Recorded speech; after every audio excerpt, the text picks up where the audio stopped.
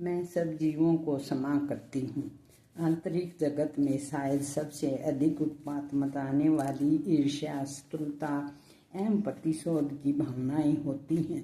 जब ईर्ष्या अंतस्तल में प्रवेश करती है तब समय अंतर जगत अस्त व्यस्त हो जाता है।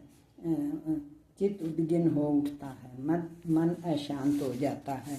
गरीब हो चाहे धनवान हो, मूर्ख हो चाहे विद्वान हो, चक्रवर्ती सम्राट हो चाहे रंक हो, सभी को इन शत्रुओं से मुंह की खानी पड़ती है। तो क्या हम इनसे छुटकारा पा सकते हैं? इनसे छुटकारा पाने का उपाय है विश्व क्षमा की भावना।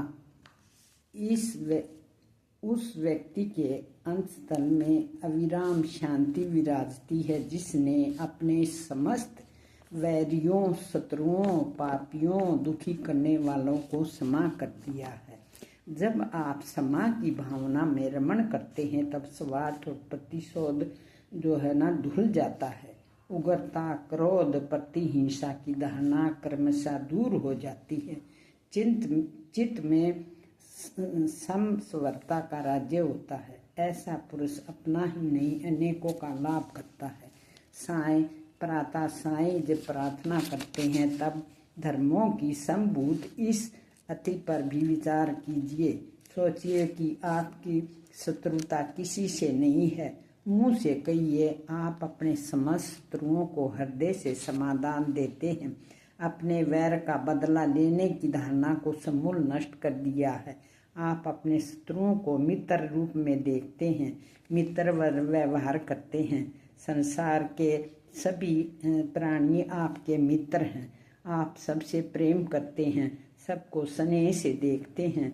सब सुखी हों, आप भी सुखी हों। इस प्रेम और क्षमा भावना से अक्षय शांति की उपलब्धि होती है।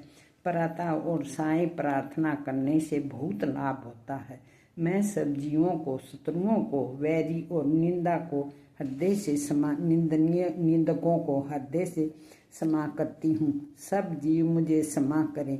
जिन जिन को मैंने दुख पहुँचाया है, जिन्हें हानि पहुँचाई है, जिनका दिल तोड़ा है, मैं उनको क्षमा याचना करती हूँ। सब मुझे क्षमा करे। सबको सबसे मेरी मित्रता हो, किसी से द्वेष न हो, कलह न हो, विद्रोह न हो।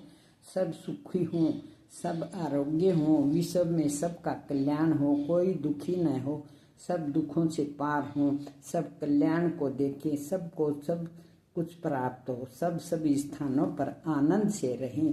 दुर्जन सज्जन हो, सज्जन शांति प्राप्त करें, शांत प्राप्त वाले मुक्त हो और मुक्त दूसरों को मुक्त करें।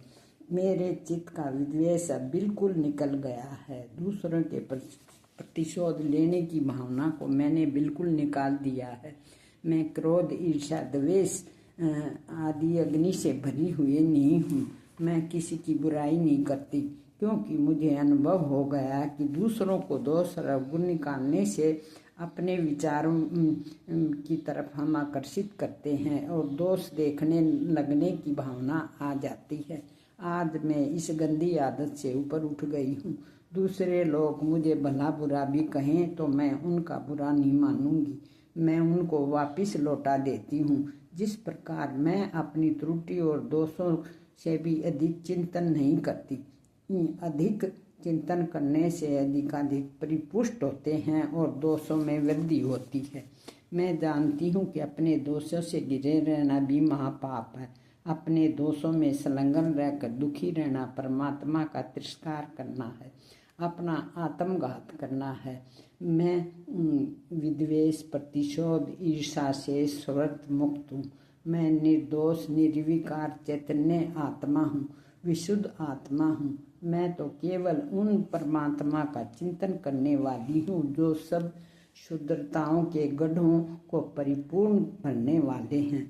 दृढ़ता से उपयुक्त भावना पर मनन करके, एकाग्र करके आपकी ईर्ष्या दूर हो जाएगी। मन में विश्व प्रेम, सहानुभूति, दया आदि दैवीय गुण आ जाएंगी और मन की स्थिति दूसरे बहुत ही अच्छी हो जाएगी।